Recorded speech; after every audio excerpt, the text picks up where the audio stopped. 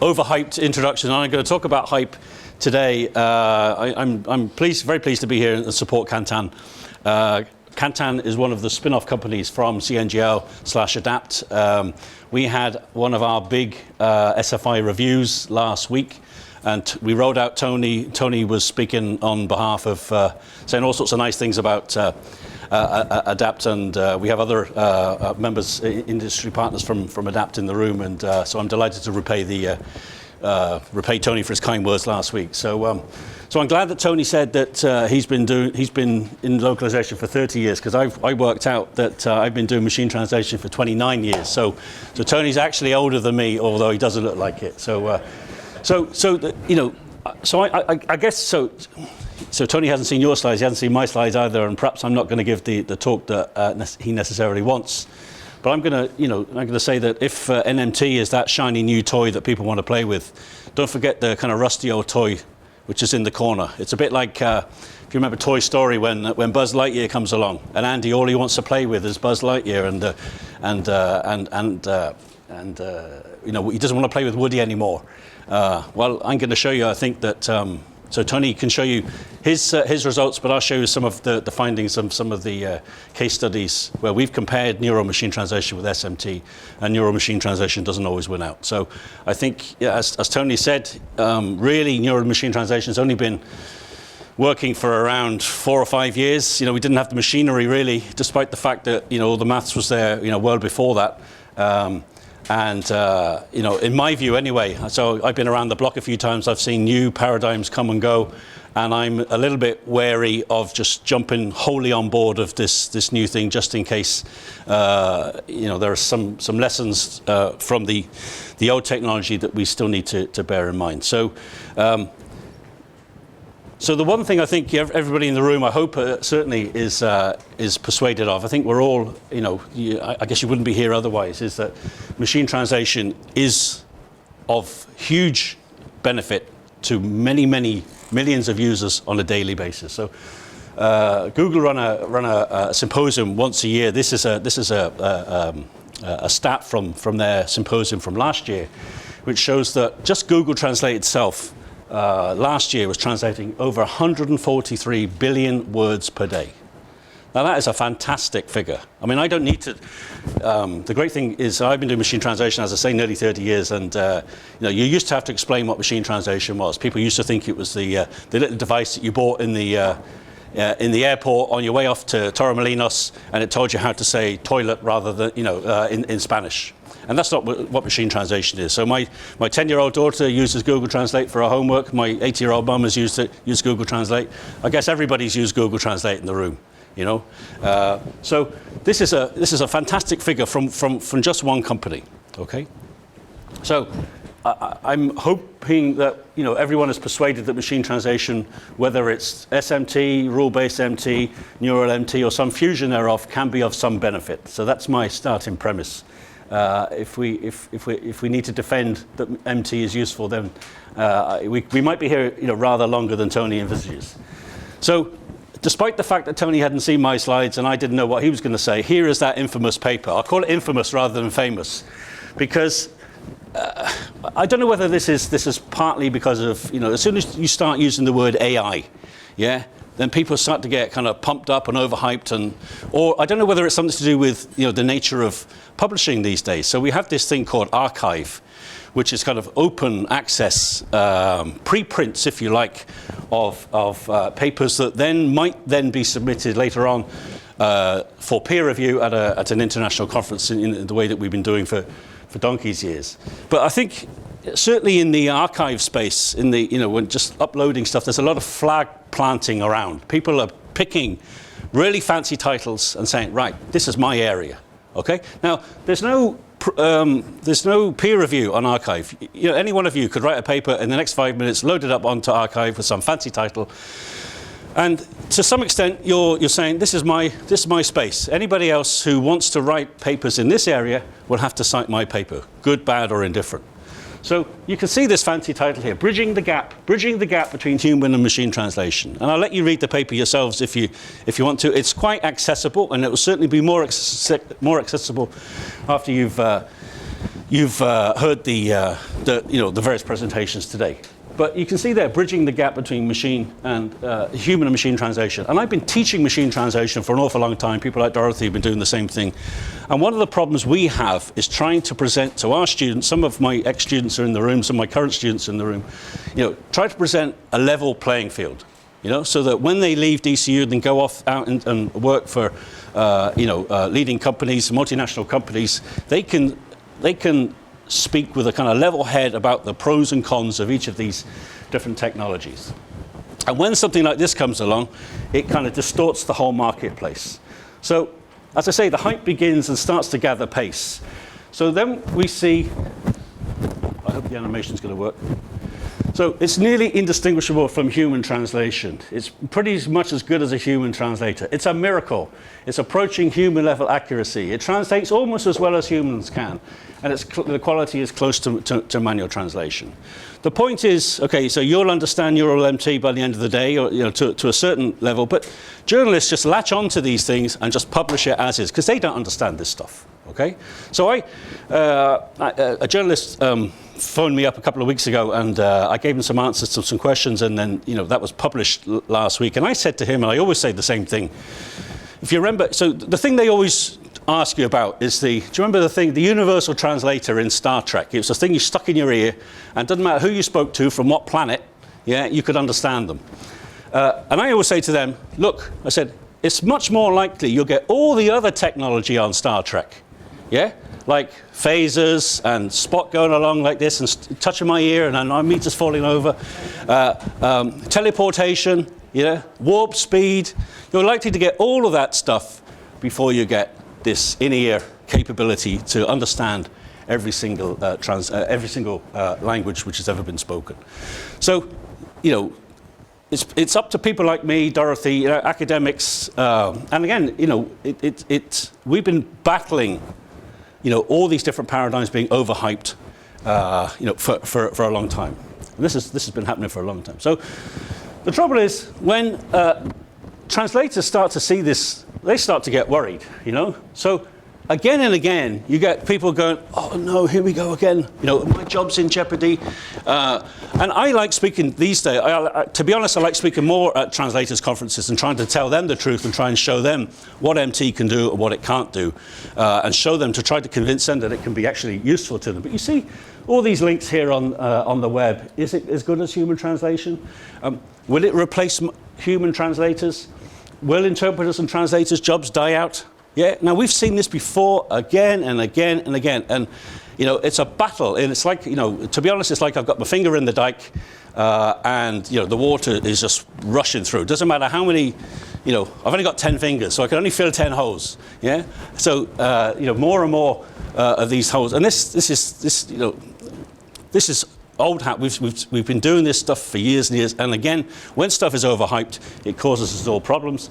And we're trying to unite the whole industry. We can't do without translators. We can't do without post editors. Where does the initial training data come from for these engines? From a human translator. So the human translator is the most vital part in the whole process. Now, of course, there are more and more use cases emerging where there is no room for a human translator. But in those cases, you're not replacing the human translator because there was never a use case where that person was facilitating you. So we've done a lot of work recently on translating user-generated content. Large scale, we built a system called Brasilator for the 2014 Soccer World Cup. I say soccer because you often talk to Americans and they don't understand football. They think football is something different.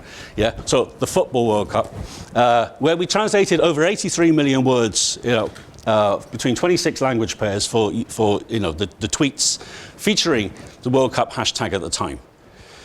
Now I worked out that would have cost several million dollars to actually facilitate using humans, but you don't necessarily need perfect human translation quality for that type of input.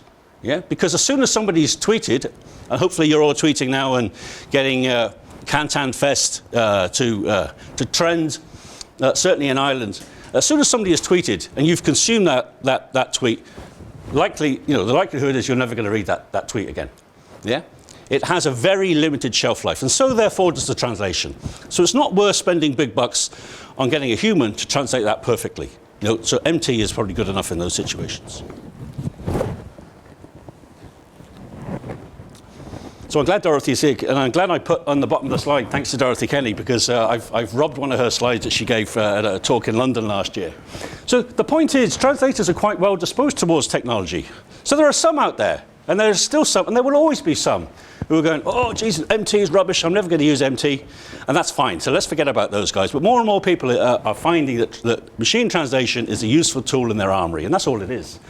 And there are many studies which show this, and Dorothy is here at the front, and she'll answer any hard questions on that. I'll just pass straight over to Dorothy.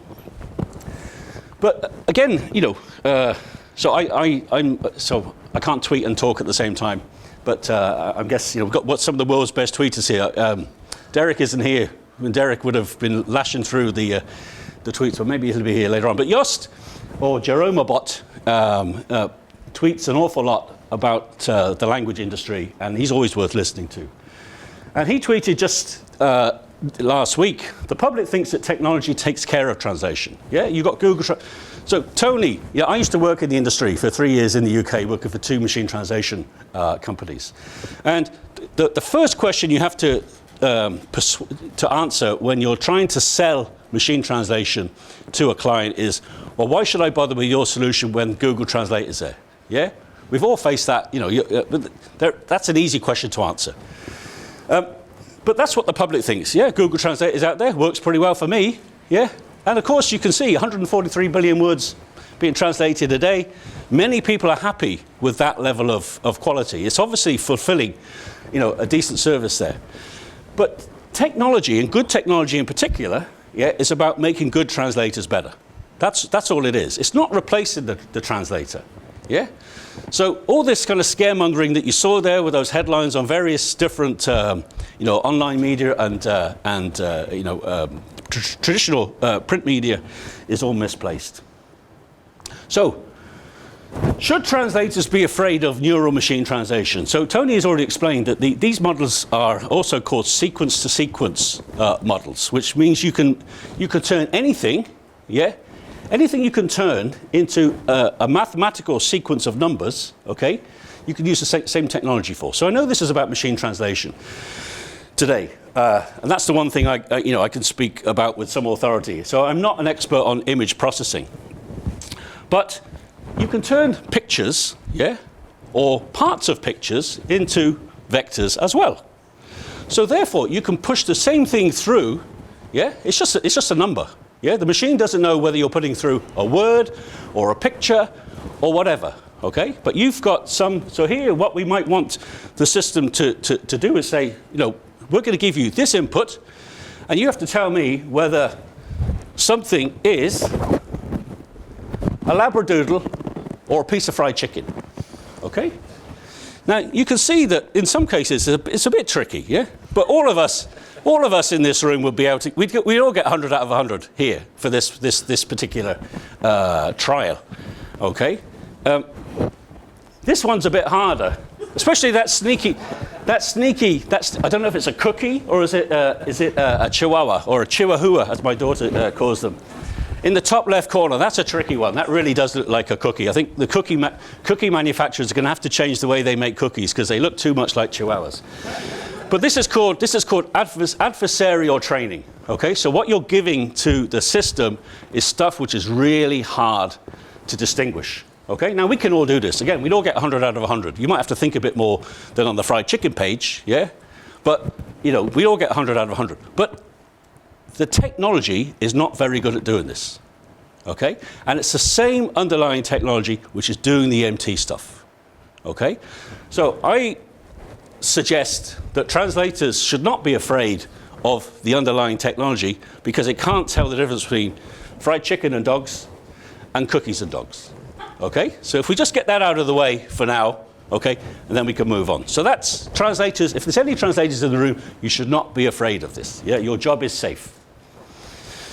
But as I've been saying, machine translation has been overhyped for years. MT's been around for about 60, 70 years now, in some shape or form. The Georgetown experiment,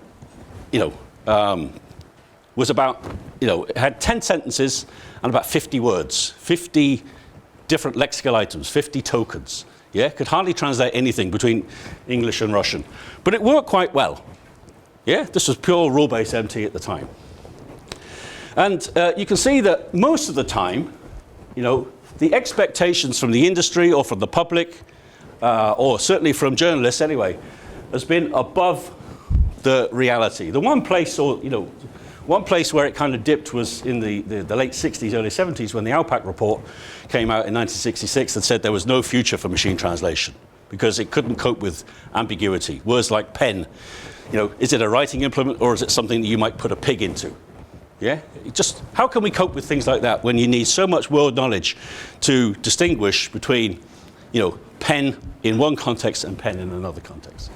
So, I think, you can see here, this is massively overhyped at the moment, and this stuff has really only been around. I know Tony says the algorithms have been around for quite some time, but we've only been doing neural MT to any kind of decent level for about 4 years now.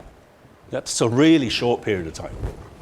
Now, we do know what we're talking about so I should have said, my office is only about 200 yards away. So we have a real kind of machine translation and translation technology ecosystem here on campus. So as well as Tony's company, we have another company here in Invent called Iconic, another spin out from the center. We have one of the best, I'll be modest and say one of the best machine translation groups on the planet. The best conference in the field is a conference called ACL. And at this year's ACL, which will take place in July, in Canada, there are 15 papers on neural MT. All the papers on MT are neural papers.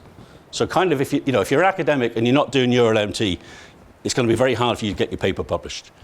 There are 15 papers being given in the oral session on neural MT, and 4 of them are from DCU. 4 out of the 15. So we do know what we're talking about.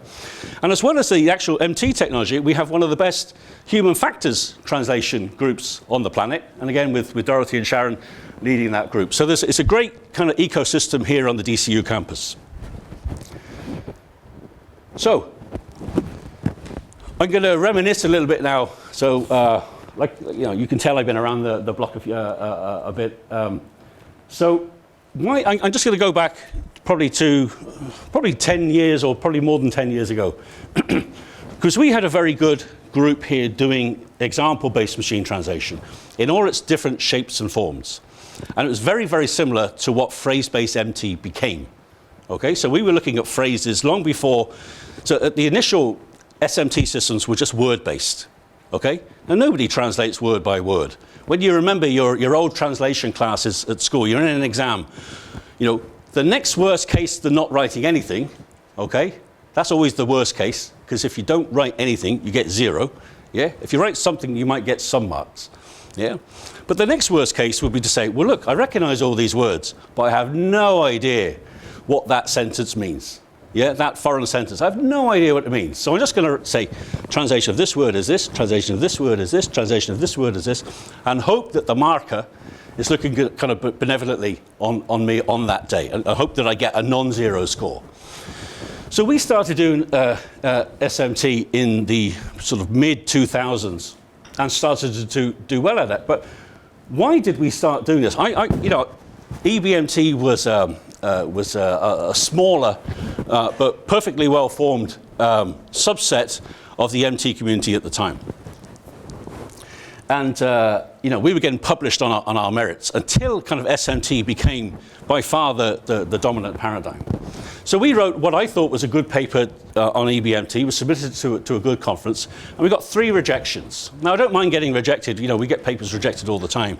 You take the comments on board, you try to improve the paper, and you submit it somewhere else. And eventually somewhere, you probably get that paper published. But it was rejected by all 3 reviewers, and all for the same reason. And they had all said, why have you not compared your results with state-of-the-art, which was SMT at the time? So you kind of had to jump on the bandwagon. If this is the result, there was no future in me continuing in our group to just publish EBMT if this is the sort of feedback I'm going to get from reviewers. So we had to jump on board. And then we did some of the best kind of hybrid EBMT, SMT stuff around. And then we stopped doing EBMT, as I say, altogether, because it really did become phrase-based SMT. So phrase-based SMT then came along, really in earnest. And whenever you get, the new sort of protagonists, the practitioners of pushing a new paradigm, they don't want anything else, to interfere with the data. The data is pristine, let the data decide. Let's see what the purest form of that technology will give us. Okay? But what have we been doing over the last 10 years in SMT? And I've put smuggling in because it is kind of smuggling in. It's a little bit, illicit. It feels a little bit illicit, smuggling this stuff in. But it works, yeah? When you as a human do translation and you're thinking of the syntax of the source language, the syntax of the target language, MT or translation, if it's anything, is about trying as best you can to render the meaning of the source sentence in the target language. Okay, so meaning obviously plays a role.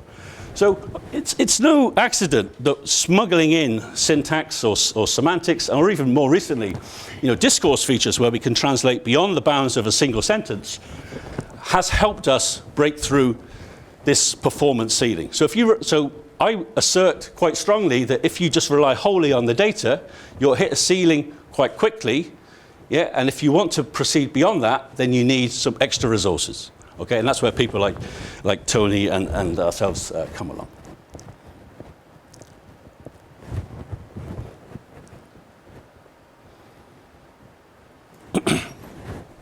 So, if you speak to any SMT practitioner now, okay, after 15 years of doing phrase-based SMT, they will be able to talk to you now quite eruditely about the sorts of problems that SMT has to tackle. Yeah, in terms of linguistic and translational phenomena. Yeah, they could do this now, but they couldn't do it in 2002, 2003 when phrase-based SMT came along. Okay, so these are all sorts of, those of you who have any linguistic bent, and I'm a linguist. My first degree was languages and linguistics. So any of you who have any linguistic bent at all will have some sympathy and empathy with all this terminology. So then what happened? Okay, well, deep learning came along, as Tony has already mentioned, and took off. So again, you get these young, enthusiastic guys who are mad into the technology, and again are saying, let the data decide. Don't use syntax, don't use semantics, yeah, rely on the data. Well, again, I assert that if you rely solely on the data, even using neural MT, you're going to hit a ceiling quite quickly. Now, we wrote a paper last year to ACL. Again, as I say, this is the best conference in the field. It got accepted eventually, but we had to kind of wrestle a little bit with one of the reviewers, yeah? Because I thought it was really good stuff, and the fact that it got accepted eventually kind of means that it was quite good stuff. But again, one of the reviewers thought, said, you haven't compared your results with state-of-the-art NMT. So for that reviewer, in his head or her head, NMT was already the state of the art. Okay, it had usurped SMT. Okay, now this was an SMT paper, but we got it published. I'm glad we got it published last year because, like I say, we wouldn't have got it published this year because every single paper on MT at ACL is neural based. So we just managed to beat the deadline, if you like.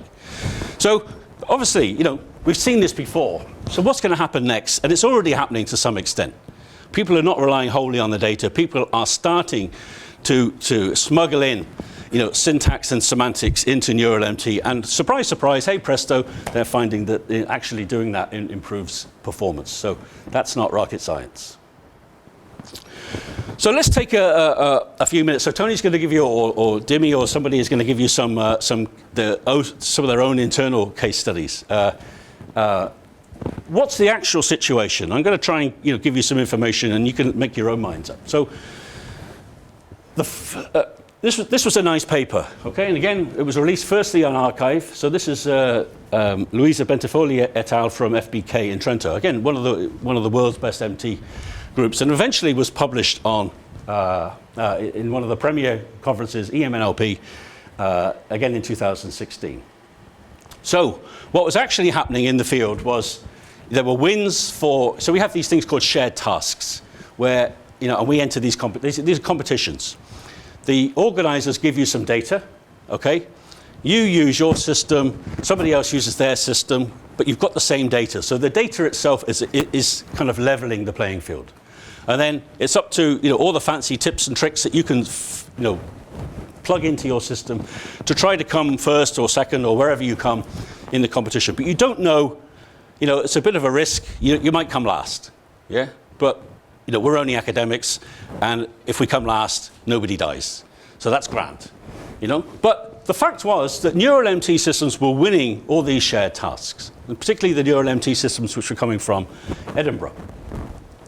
And then the FBK guys, started to examine exactly what was happening with these types of systems. So they compared neural MT from Edinburgh with 4 different types of SMT system. And I won't go into the specifics there. But some were pure phrase-based, some were tree-based, using different sort of input and output data structures. And they did an automatic evaluation, okay, and then they found that neural machine translation outperformed all of the SMT systems for any length of sentence. So whether you're looking at short sentences, medium length sentences, or long sentences, yeah, NMT was winning. And the differences from an automatic evaluation point of view were statistically significant. So these were real differences. But to corroborate that, they did a human evaluation. And here are some of the findings. Now, note that this was for one language pair, English into German, one language pair, okay? On one text type. So the text types that we normally get to play around with in these evaluation campaigns is like Newswire, okay? So it's one text type and one language pair. But the findings are striking. NMT made 90% fewer morphology errors, 17% fewer lexical errors than SMT, required about 50% fewer shifts. So a shift is where you take a chunk, yeah, and you move that chunk wholesale to some other part of the sentence. So half the number of shifts that were needed. So you can see that word order is getting better with NMT. And I'm sure Dimi will say the same thing later on. Reduces verb order errors, noun order errors, but there are gains for prepositions, negative particles, and articles. And it also lowered the overall post-editing effort. So you can see this is quite a comprehensive study, and the results are quite persuasive, yeah? So if you read this paper, you would think that NMT is the bee's knees. But I want to stress again, it's for one language pair, and it's for one text type, okay? So we've done some work doing something similar. And again, we were at the EAMT conference in Prague, and there were 6 papers. It was really interesting. 6 other papers, other than the FBK one, which were looking at the differences between neural MT and SMT from a human point of view. So really an in-depth look at precisely what was going on with the output from these two systems, and then trying to see from a human evaluation point of view what was best, what was working well. So we have 3 use cases in this paper at EAMT. So some of you have seen some of these slides before, so I apologize for that. So we have 3 use cases: e-commerce, patents, and MOOCs. Okay, so we're part of a consortium with Edinburgh. So the system that we're comparing here is the Edinburgh Nematus system, which is kind of state-of-the-art, open source neural MT architecture that any of you can download and start to play with, if you have the sufficient hardware. And again, I'm going to come back to that right at the very end. And Iconic, as I say, one of the NT groups in this building. And again, one of the papers was from Kantan as well. So, but I'm not going to factor that in here. So, just going to give you our own experience. So, we've been doing work with eBay. So, in ADAPT, we have a number of industry partners where they come to us and they say, look, we have a problem with X. And we say, yeah, we can help you with X. And then we help them with X, and everyone is happy. And then we hope to get more funding from the companies. And again, that's what's happening with eBay. So we built a baseline phrase-based SMT system with Moses. I guess most of you have heard of Moses. It's a freely available toolkit that everybody uses. You can use it for commercial purposes. Kantan have used it. Many other companies have, or have been certainly basing their offering on Moses. And then we had two different neural machine translation systems. So one of the use cases you can see, one of the requirements for a company like eBay, and we've all used eBay. So I can sell. Here's an adapter plug. We've got two adapter plugs. So Dorothy has one and I have one. We both put them up onto eBay. She chooses a title and a product description, and I choose a product title and a different description. Okay, and maybe hers is sold quicker than mine. So one of the things that eBay are interested in is, can we come up with a prototypical title for perhaps even a prototypical image? Yeah, because the photo she takes of the plug, the same thing, may result in a sale compared to the crappier picture that I took. Yeah, so this is you can see where eBay are coming from. So we had eBay product listings with an associated image. So this is the difference between this system and this one. So here the training data is just parallel text like you would have in an SMT system or a straightforward neural system. But the system 3 there is the parallel text, so the source text, the target text, and an image. Okay? So what we're interested there is, can information from the image help improve the output, over a purely text-based system? And the punchline is, yes, it can. English into German. Even for a company like eBay, for this data where you need a triple of source text, target text, and image, they didn't have much data. Only 24,000 such triples for us to use as training data. So we cut some of that out and used it as validation and test data. And then we did a study with 18 native speakers, and we did ranking and adequacy tests. So here are the results. So you'll see plenty of these numbers. These slides I'm sure will be put on the Kantan page for you. You can download them if you want and come back to these, because there's an awful lot of numbers here. But I'm summarizing the numbers in the bullet points, so you don't have to look necessarily at all these numbers. So phrase-based SMT actually outperformed both neural MT models, according to 3 of the automatic metrics. According to one of the metrics, so translation edit rate, it performed as well. Okay, so there's this, according to that particular error metric, evaluation metric, it was a bit fuzzier. In terms of adequacy, okay, the same model with the multimodal NMT model worked as well as phrase-based SMT, but with the human ranking, this is quite a hard task, because trying to translate eBay titles is not an easy thing to do. Yeah, so if some of the stuff that comes out, even if it's in your own language, it's quite hard to actually parse that as something, and again, I won't even tell you what the first sentence in the test set was, because there are all sorts of weird and wonderful things you can buy on eBay, and we randomly selected this. I'll tell you over a few pints one day, but it's certainly not, I have to wait until after 9 o'clock in the evening to tell you what the first sentence was about. But in any case, 56% of our 18 humans preferred the phrase-based system. And you can see that, for the 2 neural systems, the multimodal one was preferred over the text-based one. So you can see here that the image did help. Yeah. So what we do there is we look at so we have 2 attention models. We look at some of the source words, the most appropriate source words for predicting the target words, but also another attention model which looks at certain parts of the image, and you take both of those aspects as features, feed them into the decoder, and you can see that adding in the image actually improves the translation from a human ranking point of view. So with patterns, okay, here we have English to Chinese.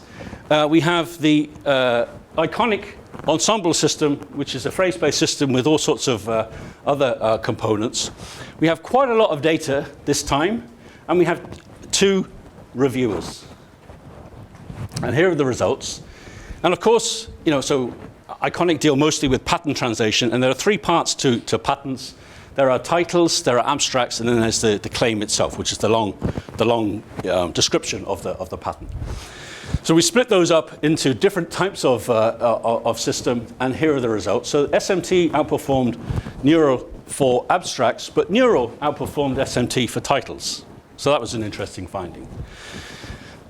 In general, phrase-based system was preferred over the Neural MT system. I've left an N out there, but over the Neural system. For longer sentences and shorter sentences, the phrase-based system was preferred, but for medium-length sentences, interestingly, the Neural system was preferred. So that's a nice, interesting finding. We didn't know that beforehand. And when we go into a detailed error analysis, so 35% of the errors in SMT were to do with sentence structure, but only 10% for NMT. For NMT, most of the errors were omissions. Okay, so even though we had a lot of data here, there were many unknown words in the output. Okay, so one of the if you take away anything from today, if you think you need a lot of training data for SMT, you need a massive amount of training data for Neural MT. Okay, so that's one of the provisos. NMT can work better than phrase-based SMT, but you need a lot more data. So our third use case was in the MOOCs area, so massive online open courses, the likes of which iVersity and people like that offer, that anyone can take. And what we're trying to do there is, because lots of these appear in English, this is the project, we're trying to translate these into foreign languages so that more people can use them who don't speak English. So again, we have Moses as the phrase-based SMT baseline and Nematus as the Neural baseline. And this time, we're translating from English into German, Greek, Portuguese, and Russian. Massive amounts of data here, around 20 to 30 million sentence pairs. So now you'd expect NMT perhaps to outperform. And we also did some other tests, which I'll show you in a minute. Here are the raw numbers from from the automatic point of view. So you can see here that Neural MT outperforms SMT in terms of both BLUE and Meteor score. And in the post-editing task, there was more post-editing required in the SMT experiments for the SMT output. For a human to turn that into a real good output sentence, they'd have to work harder post-editing the SMT output. In terms of fluency and adequacy, Neural MT was preferred for fluency, and Tony said already that NMT systems improve fluency, and here, we corroborate that finding here. The adequacy results were a little bit more inconsistent. In terms of post-editing, the story's a bit mixed. The technical effort was improved slightly for German, but not so much. The scores are quite comparable for some of the other language pairs. But from a ranking point of view, again, neural machine translation was preferred across all languages, and those are the specific findings just there. So what are the observations there? Again, from somebody like me who's been around the block a few times. So this is not a panacea. Neural MT is not a panacea, okay? It's not a magic wand, okay? MT is MT. Translation is hard, yeah? It's really hard. It's about the hardest problem there is. It's much easier to build a system to beat a human at chess or Go or, in Jeopardy in the US to answer quiz questions. But doing machine translation is hard. Doing human translation is hard, yeah? So those problems don't go away. Just because a new architecture comes along, a new paradigm comes along, the problems are the same. This is really hard, okay? So my prediction is, again, if history is repeating itself here, so people came into SMT in the mid-2000s, in the noughties, and they got their ACL paper, they brought along their favorite statistical technique, got a that we'd never heard of, because we were not dyed-in-the-wool statisticians. This stuff comes along, we think, oh, Jesus, do we have to learn all this stuff? God, my head is exploding. So this stuff came along, they got their paper, and then they found out that actually MT is hard. It was too hard for them. They got their paper, MT for them was just another application, yeah? And they're not doing MT anymore. They move on to the next field, get a paper, move on to the next field. But some of us, perhaps we need our heads examined, but we've stuck with MT for an awful long time. Okay. So just to sum up, I've got 2 final slides. So the first thing is, and again, I hope I'm not taking the wind out of the sails of what's coming up, but there needs to be a bit of a sanity check across the whole field, it seems to me. That, okay, there's no doubt, okay? So I don't want to tell you, the take-home message is not, keep using SMT, don't use NMT. That is not what I'm saying, okay? So there's no doubt that neural machine translation results are really promising.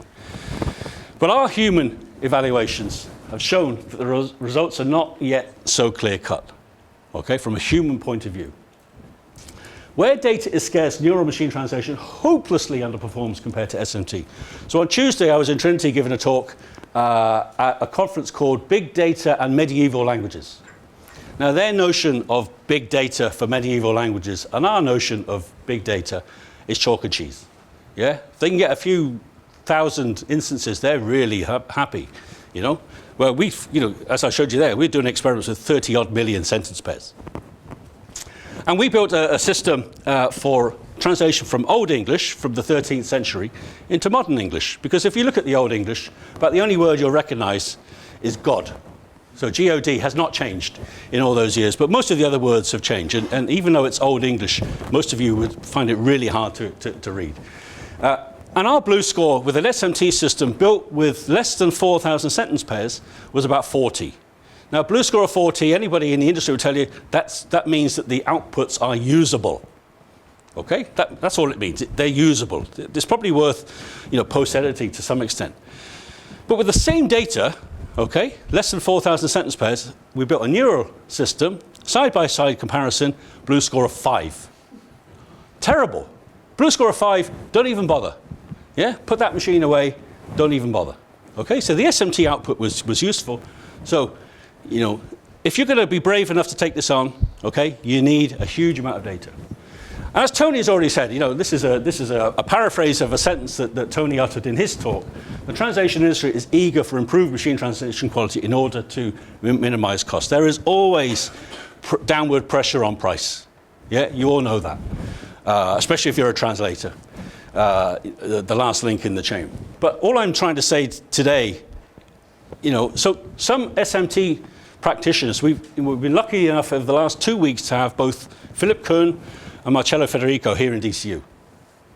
2 of the main designers and authors of Moses. Marcello has jumped wholesale from SMT to neural MT. So all his PhD students, yeah, whether they like it or not, are doing neural MT. Okay? I spoke to Philip about this because Philip was one of the reviewers of our centre last week.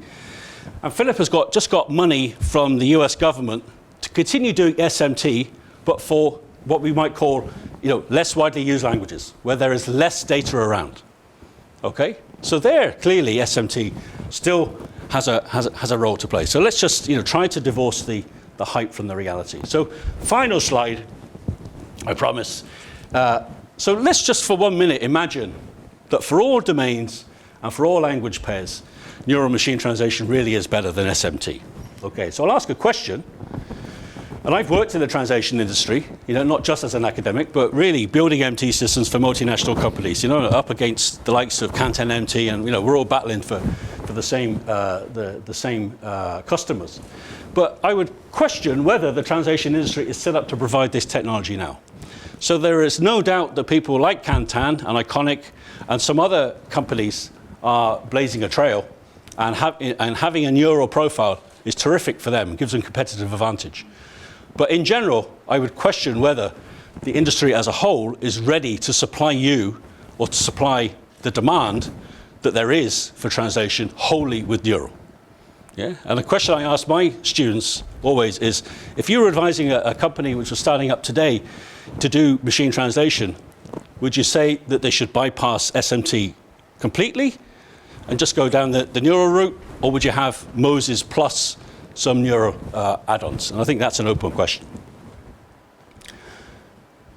So if the answer to that is no, well, what needs to happen? I think, you know, in the Q&A session that we'll probably have later on, you know, what needs to happen, by when, and who can help?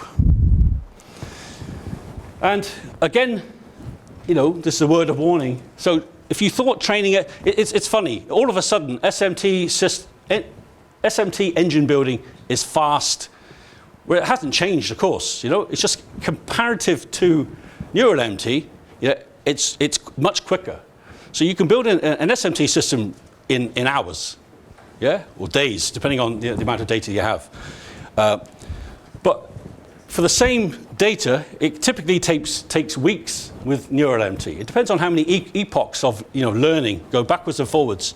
You know, so the system is retuning all its parameters in all of the hidden units and updating them and getting slightly better translation performance. It can take weeks to do that. So I'm just going to throw this in as a bit of a greenie, bit of a lefty, bit of a Billy Braggy for Dorothy. These engines, these systems are running 24/7 now. Yeah, these clusters are expensive. They cost a fortune to buy, these GPU systems compared to CPU. We've got you know, top of the range machines in our lab just up the road. But what's the impact? You know, I'm just going to throw that in. I don't think anybody's thought about that. You know, Tony's talking to you about, you know, they'll provide you with the hardware. Well, a question for Tony perhaps is, okay, so you might get a better blue score, yeah, and the post-editing score might go down, but what's my carbon footprint? Yeah, so Donald Trump won't accept this, but I think it's a question worth raising, okay? Thank you very much.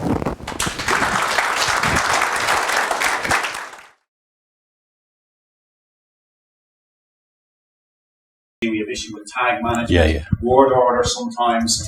And if you look at phrase-based systems, there's a level of predictability in a phrase-based system because we understand the maths. Absolutely, yeah. We can influence the phrase table, we can debug the phrase table, we can build distortion models to improve and, you know, get these incremental improvements. With neural, it's a little bit more of a black box at this stage because of the lack of that. So is the future hybrid of SMT and neural?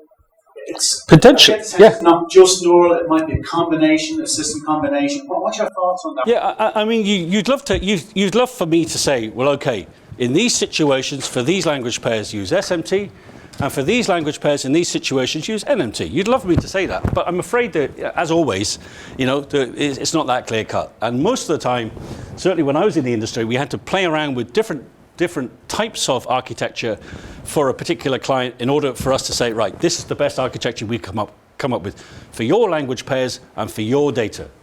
And then for a different company, it might be a different setup altogether. And unfortunately, that's just you know, the way it is. I think two issues which make it difficult for us. The first is, as we said, given that the underlying technology is the same in all these fields, you know, I mean, you know, it's hard enough for me to keep an eye on all of the MT papers which are coming out now and trying to think, you know, okay, what are people finding improves their systems?